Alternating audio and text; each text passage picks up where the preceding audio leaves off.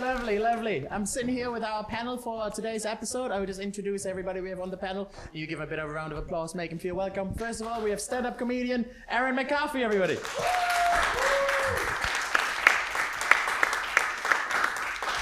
Then, of course, Pádraig, everybody.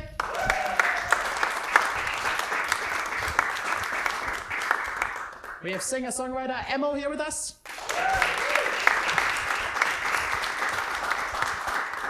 And we have filmmaker and comedian David Horgan, everybody. Perfect. So what I have here is I have a big stack. This is actually the most, there's even more. This is the most questions I think we've ever received. So I'm very excited to get through these. I'm very excited to see what you guys come up with. And we'll just start up straight away.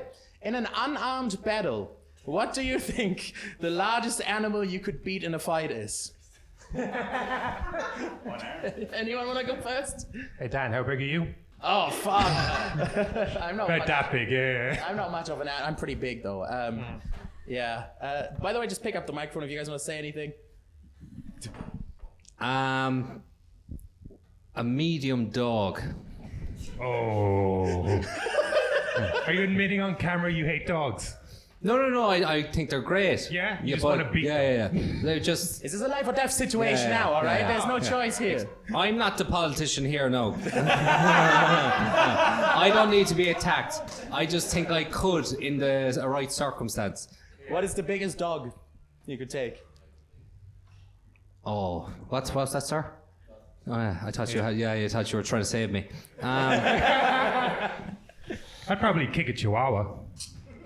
Oh yeah! Wow! Yeah, no problem.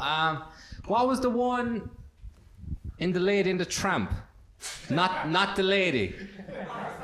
Yeah, I think I could give a good go at one of them. It's over spaghetti as well.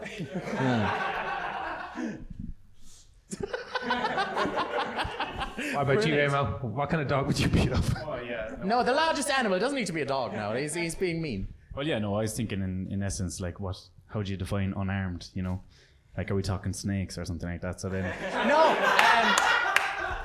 I think you're the one that's unarmed. Oh, okay. Oh, I'm unarmed. The animal is wielding a knife. See, that's what I was playing with. And I was thinking, an unarmed animal, yeah, as opposed to the usual gun-toting chihuahuas you see in Cork City, and I wouldn't kick one of them, fuck that. But, yeah, myself unarmed. What I have done, just the random unlucky cat that's ran across the road there while driving. But in order for me, that's, I suppose, I'm armed with a vehicle. But yeah, then you're not unarmed. Yeah. The cat would probably have taken you. Does my hamster count? Yeah, there we go. Neglect is not a weapon. What do you want to answer this question? I'm a pacifist, so not a fighter, you know. That is fair enough. I think this one is directed at you anyways, Pádraig. Would you support building a pedestrian pathway in Wilton to reduce school commutes for children from 35 minutes to just 5? Someone did the maths on this question, by the way. Fair play. They've worked it all out. Yeah. It's building a pedestrian. Would you support building a pedestrian pathway in Wilton to reduce school commute time?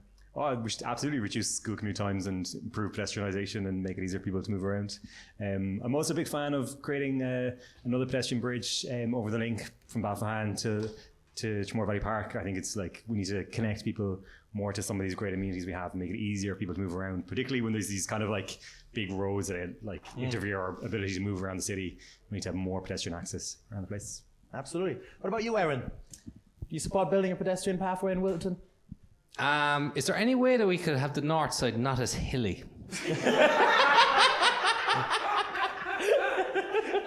Like flatten it. Flatten has negative connotations, but like just bring it down a bit. I think that's a good answer. Take that as a no. Mission accomplished. This is an actual news headline. We like to put a few actual news headlines in here, and then we leave a little blank, and our guests have to try and fill in the blank. Mission accomplished as Denmark's Dave Brave stayed as orange reign for one last what? Scandal. Oh. I think I know the answer. It's not funny. It's Lennox's, right? That's Yeah, the guy it that is. came back, right? Yeah, he you traveled got- like 2,000 kilometers for a potato pie. Yeah, you Yeah. got it right. Some guy from Denmark went over to get his last Jackie Lennox. What a fucking loser, right? Wow. Fuck yeah. Everybody knows Yeah. Barties is better. I don't know what it... Unbelievable. Well, that was a shit one. Can I just say, everyone, they were given pens and all nice things. I was the only one that was giving a pen from a bookies. Well, do you want to tell people that you actually brought that in, or? No, I did do gamble on that joke paying off, and it didn't. All right, this is a very exciting take on politics. Can we just all storm the government and chuck Fianna Fáil and Fine Gael out? I wonder who posted that question. That was actually Pádraig himself. He's just hiding. It would solve a lot of our problems, to be honest. Well, that's on camera there now, so... we got him! No. Pádraig Wright advocates January 6th style event.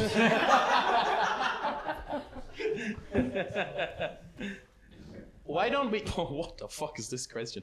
Why don't we put elderly people on big cruise ships for the last decade of their lives so that they travel the world, have fun, and the houses are freed up for the young families? Quick answer, we do. They just keep their fucking houses. Yeah, they kind of do it themselves, to be honest. They don't... Yeah. That's a very, very funny one. That makes so much sense. Like, that's an amazing idea. Because, like, I will say, like, my grandmother, I love her, but...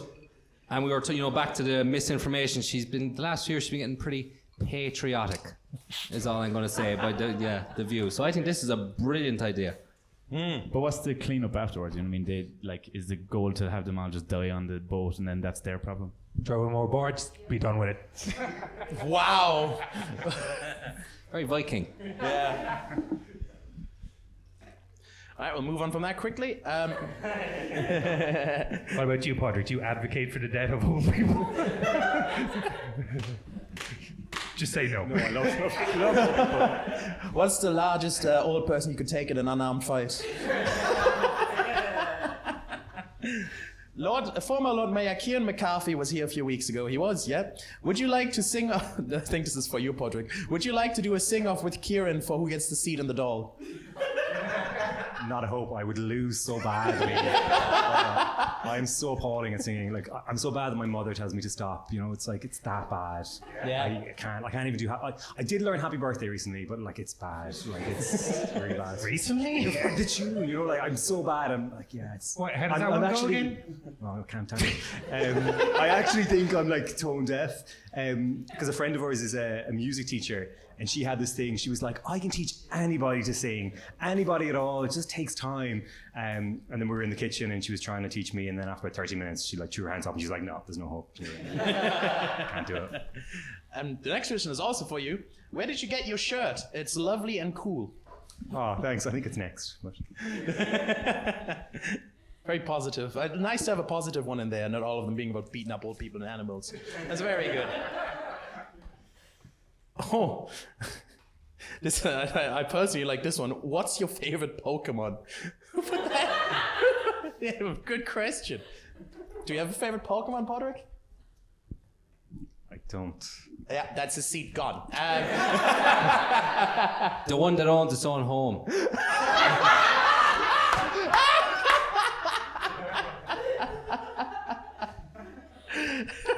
Do you mind if I interject with a policy question for Pádraig?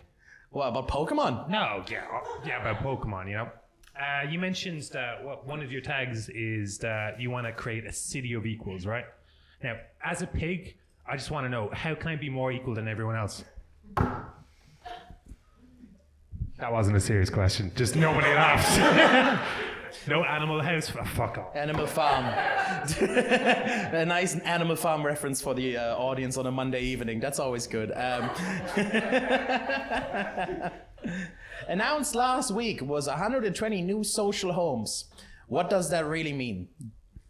I don't know what they mean with that, but I guess they want your opinion. Do you think they're gonna happen? Like, I think we often get these housing announcements, and they say like all the time, oh, we're building record numbers of houses, or there's so many new houses. But like when you actually drill into the numbers, the actual numbers are really small, particularly when you look at social housing. Like I looked at the figures for last year, for 2023, The council started the year with 10,418 houses and ended with 10,598. So over the course of the whole year, increased the number of social housing by 180 when we have 3,500 people on the waiting list. So they're making no real dent in it. So we often hear these like grand announcements, or houses get re-announced. They like have these things where they have these press conferences and say, oh, we're launching this scheme of new housing. And then 6 months later, they're relaunching it or they're turning a sod. And we kind of get lots of these announcements. But when you drill down to the actual figures, the numbers are really, really small. Yeah, fair enough. Very depressing, but fair enough. There's another question here for you. You mentioned affordable housing zoning. This would have benefits, but how would you avoid the issue of social and economic segregation? Should there be other homes and businesses included in those zones as well? So I think we do need to dedicate areas for affordable housing because there's a huge affordability crisis. So we do need to have dedicated areas for affordable housing, but you can definitely have shops and other things in that. And I think there's ways of doing it well by having like different kinds of incomes within that affordable zoning and different types of housing. The O'Coulon model in Dublin, they do it quite well. It's a not-for-profit. They do affordable housing. But to apply for the scheme, they get people who have different income levels applying, and they have kind of mixed housing within that affordable scheme. So there are people with a variety of incomes. You do have mixed housing, but all of it is affordable. But there are people with different incomes because you have that mixed. And what you do also need is services around housing as well. Like the big mistake they made in the past was building lots of housing without the services. So we need to put in schools and shops and playgrounds, community centres, childcare facilities, and ensure that it's really accessible for people with disabilities, and that there are housing for older people when they're not on the cruise ships that we have. That we make these communities work.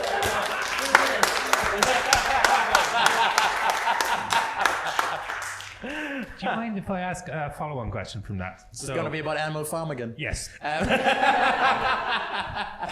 No, so you mentioned, you say affordable housing. Now, recently enough, the government had their own affordable housing program where they made an affordable house for the very affordable $500,000. What do you think is like an appropriate affordable housing? What's the kind of price tag on something like that?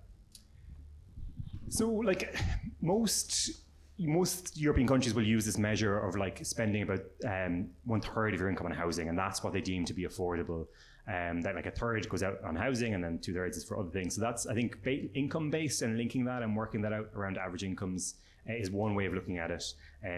Particularly if you're looking at kind of mortgage payments over a longer period of time, you shouldn't be paying more than 1/3 of your monthly income in terms of housing costs. But there are many ways of looking at this, and there are ways of, like, I think bringing down the cost of the housing, and then, as I was saying earlier, selling it on at cost. So bring down the cost of housing, removing kind of the profit margins from developers if the state does it and then sells it on, that we sell it without any of those extras added in, that it's like you're paying just for the cost of construction. And construction costs have gone up, but if you do it on scale, you can bring those down. But like houses shouldn't be costing you 400,000 euros, shouldn't be costing you $500,000. Like I'd like to see housing below 300,000, like heading to 250,000. So like that we do this, we build houses well, like that are like good energy rating, have outdoor spaces and all of that, and build them well, but try to do it as cost effectively as possible, and then selling people at that cost so they can genuinely afford it. Okay. Yeah. Do you think the elected official in city councils and city council have a bigger effect on the housing crisis compared to the permanent civil service staff employed there? So at the local level, most of the power rests with the officials, as we have a really, really weak system of local government. The councillors have very limited powers, and the executive has a lot of powers. This is why I would like to see a direct elected mayor. I'd like to see somebody elected by the people of the city who has decision-making power, somebody we can fire if they're not doing a good job. You got my vote. Yeah. Brilliant idea. Somebody who's held to account, because at the moment we give a lot of power and control to executives, who they're very, very hard to remove. So I do think they hold too much power, and I do think we need to reform local government. We also need to spend more money at a local level. Most other countries spend far more money at a city level, a local level. The city council budget is far too small for things that we would like to do. We need to take some money from the government departments in Dublin and bring it to Cork and spend it in Cork. Yeah, no, absolutely. I actually have a question. I always see like it being seen as two like ways to have a home, like to get a mortgage or renting.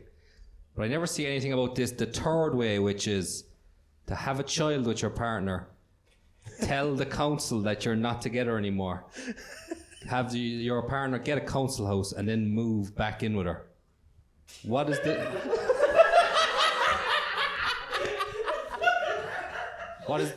the higher ups' opinion on that route for climbing up the property ladder? Yeah, effort just to get a house, you know. Well, if there's any single mothers in the audience, Aaron is looking. Has that worked for you, Aaron? Or I'm still renting. All right, we have a fill in the blank here. This is again an actual news headline. Cork duo of father and son described as absolute tanks while taking on blank. You want to take this away, Emmett? Described as absolute tanks taking on this fucking poor animal we described earlier that we kill, I suppose. What a beast, he fucking flattened the chihuahua. Absolute tanks, my guess, this is real, is it? Yeah. This is like mock the week now. Absolute tanks, I don't know, chowing down or downing the 70-year-old oil from Lennox's in one sitting. one more time, what was the headline? Cork father and son duo are described as absolute tanks taking on blank. The armed forces of Russia. Oh, Jesus. That's how we solve it. Is there an answer? Do you two have any ideas? Family land dispute? That's a classic, I guess, yeah. Well, the answer is, unless you have any ideas, Pádraig? No idea. No, you want to stay out of this one, I understand. Powerlifting world records. Yeah, very normal. I don't know what was all the crazy answers, but you know. See, record housing prices, record. Do we really want houses for everyone when that means Fine Gael politicians get houses too? They already have 15. What are you talking about? Stupid question. Which biscuit is better, custard cream or jammy dodger? Custard cream. I agree fully. Bravo. I have another question for you, Pádraig, if you don't mind. You mentioned that childcare tends to be almost like another mortgage for people who are kind of like on the breadline. Do you think it's time to bring back child labour? No. I feel like Dave has been sent here by Pádraig's election opponents. I don't know what is going on. Go for Trump. If County Cork had to join forces with another county, which one should it be and why? Is someone here like advocating for Cork segregation or something? This is very, very odd question, but the answer is also Kerry. Do you think Ireland is ready for developing 3D printed homes on a large scale? And what's your opinion on 3D printed homes? Is that a thing? Yeah, it is. It's like those prefab kind of things. It's Yeah? There's different forms, and not that I fucking know, I play music, but they print it out based on cement structure the whole time. It's a huge rig. It's across the States a lot. So there are 3D printed homes. I mean, technically every house is 3D anyway. But What size is the 3D printer? just slightly bigger than the home. All right.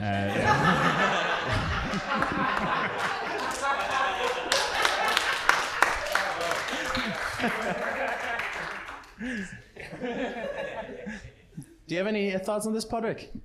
Yeah, so like I think we need to use like any innovative model that there is to build more houses and build them more quickly. So definitely like looking at things like 3D printing and using some more innovative construction methods. Modular homes, there recently is scandal that the huge cost of modular homes, but doing things like that, if they can be more cost effective, if they can deliver houses more quickly, then we should be trying to be more innovative about how we do it and change things up and look at different solutions. And I think we should see what all the countries are doing and copy some of them. they can do it better. Yeah, absolutely. Absolutely. I think especially new innovations always get like looked at very skeptically quickly, but sometimes the solution problems lies in that, you know, in how to reduce costs. I have an interesting here that I skipped earlier because it was on the same piece of paper as your favorite Pokemon, which just took all my attention. Plans for student accommodation has been rejected, for affordable student accommodation has been rejected by local governments. How would you deal with this? How would you instate more affordable accommodations for students? I find this interesting because I think a lot of students do usually live paycheck to paycheck, like especially in that demographic. It can be very, very hard to sustain yourself, and then student accommodation is often privately owned, and the people who own the privately owned student accommodation just jack up the prices because they expect rich parents to pay for it, which often doesn't happen. What do you think would be a solution to that problem? How could we ensure there's affordable student accommodation? Yeah, like the universities have a big role to play in delivering student accommodation for their students. They need to build more of it directly. Some of the universities own land already in places that can be developed, and they need to be supported by central government to deliver more direct housing for their students, and have some regulations around that, because I've seen some of the private ones, like people are paying €500-600 per week to rent a room in student accommodation. Like they're paying up to $2,000 a month just for accommodation as students. So it is mad, and I think students just want somewhere basic they can live, that's affordable, that can get them through college. And I think, yeah, the universities should be delivering more of that and being supported to do that. And again, we can't just leave it to the private developers who just want to make more and more money out of students, and actually give them something affordable and somewhere to live so they can have a good time while they're a student. Yeah, 100%.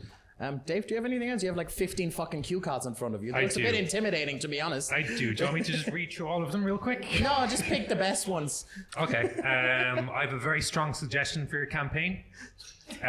So, look, my parents always talk about the Celtic Tiger, how good it was, everyone was making money and everything else like that, right?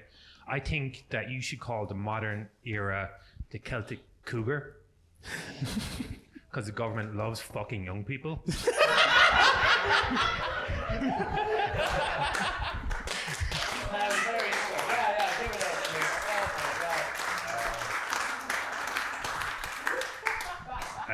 I can keep going.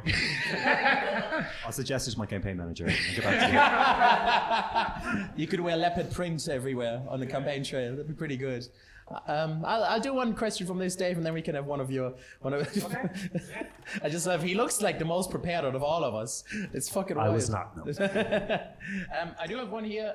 What are your thoughts on Irish reunification? Do you think it's realistic to achieve, or would be a realistic timeline for it to be achieved? Oh, absolutely. I 100% support reunification. I think it's going to happen within our lifetime. I think it's going to happen maybe within the next 20 years. And I think we need to start getting ready for that, preparing for that, starting discussions around it. For me, it's not just about reunifying territories. I think we need to unify communities. I think we need to start having more exchange between people in the north and the south. We need to engage with different community groups and different community organisations across the island. In my day job, I work with LGBT Ireland and I support LGBT communities. And one of the things we've started to do is do exchange with organisations in Northern Ireland to bring people together, to have that cross-community dialogue, to learn from each other, to get to know people. And one of the people who came to that, she lives in Dundalk, which is very near the border. And she said, like, I know far more people in Galway and Kerry and Limerick than I do people just across the border, than I do people in Northern Ireland just across the border. So I do think we need to start that. Because I think it's going to be transformative for the island and for our economy, for our society. It's an opportunity to create a new Ireland, to think differently about this country and what this country is like, set out a new constitutional framework, enshrine more rights for people in that constitution, and reform all of our institutions. So I think it gives us a real opportunity to create a better Ireland. And I think it's really exciting that it's potentially happening within our lifetimes. So I think it's a good opportunity. Yeah, absolutely. And is there any? What do you think is what would need to happen for that to become a more immediate reality? Because I always hear people say, especially in Ireland, that it needs to be a more progressive government in Ireland, or it needs to be maybe if like Northern Ireland and the Republic of Ireland had governments that agreed on this, that's what needs to happen. Like, why is it not happening quicker? What is holding it up? So people might know this already, but as part of the Good Friday Agreement, there's provisions in there for unification and for a referendum. So a referendum can be called, but it has to be called by the British Secretary of State for Northern Ireland. And once it's called once, it can't happen again for another 7 years. I know it's really boring constitutional change, but sorry, lads. You misunderstand. The boys just finished their drinks in 5 minutes. Like they're bursting for another pint. That's all that's happening. But the mechanism needs to be there and needs to be triggered, and it's more likely now that we've moved to a Labour government in the UK who are more sympathetic to this. The Conservatives were hostile to the idea of change, and that the Labour government is more open to it. So in the first instance, it will take the Labour Secretary of State in Northern Ireland triggering a referendum. But we do need to be prepared for it. And the big lesson from Brexit and from the Scottish independence referendum is they weren't prepared enough for those, and it causes real shocks to the economy. So we need to be prepared for it. And many of the things that I've been calling for, I think, need to happen in order to be ready for that unification. So like, they have a better healthcare service in the UK with the NHS.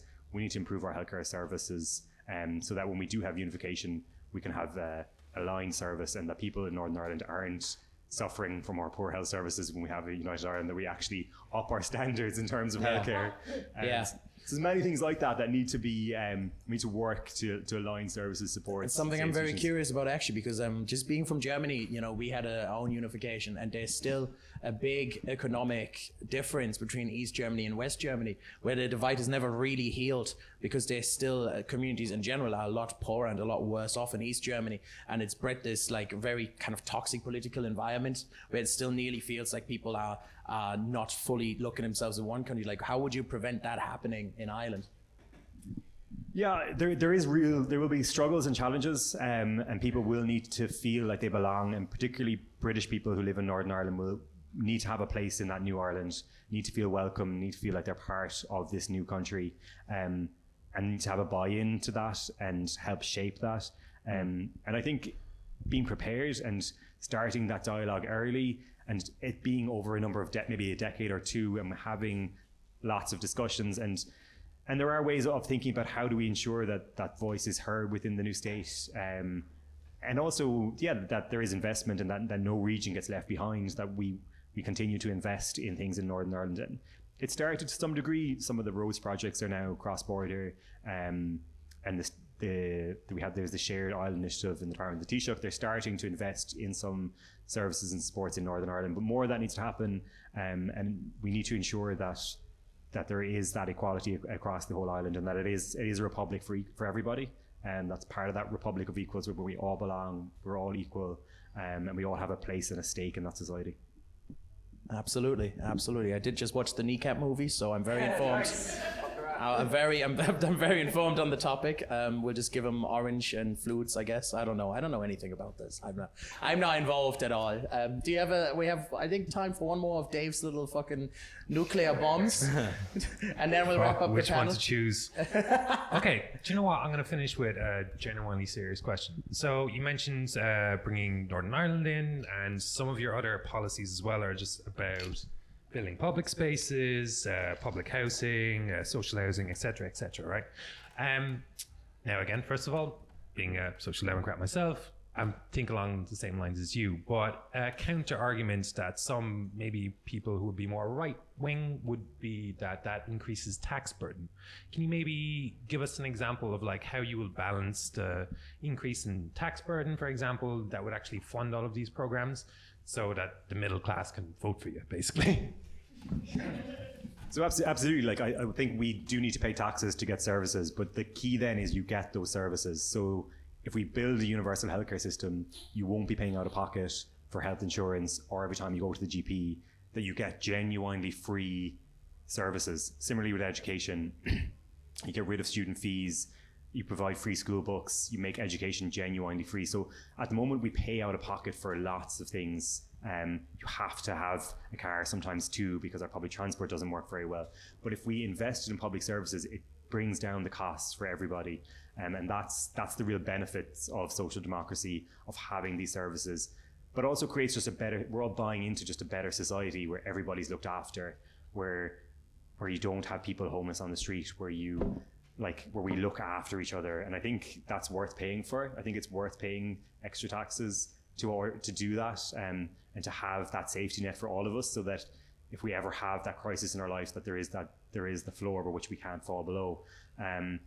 But I think the other part of our social democratic model is around a thriving economy and support for Indigenous business and Irish businesses, and supporting people who want to be entrepreneurial, who want to create businesses, want to create employment, and having that part of the private economy and supporting that as well. And that also, some of those taxes then support the public services. So it's not just about spending all of our money just on public services, it's also supporting a really diverse, thriving economy that isn't reliant just on multinationals who can come and who could leave, that we support Irish business and grow our exports. And then the third part is that piece around better politics and having honesty, transparency, and less corruption in politics. And if we do them together, I think we can just have a much better country. Yeah, 100%.